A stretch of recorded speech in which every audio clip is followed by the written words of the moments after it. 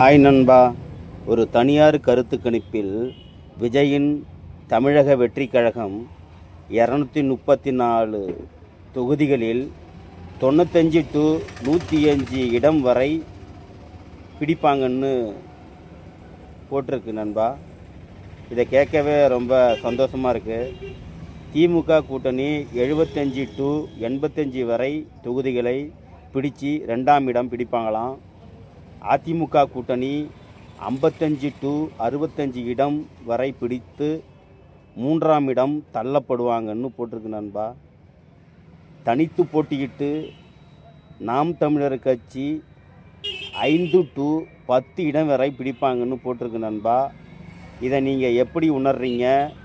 இந்த குறுகிய காலத்தில் தமிழக வெற்றி கழகம் விஜய் அவர்கள் கட்சி ஆரம்பித்து 2026 ஆட்சியே பிடிப்பாங்கன்னு போட்டிருக்கு. இதை நீங்கள் எப்படி உணர்றீங்கிறத கமெண்ட் பண்ணுங்கள் நண்பா. ஓகே.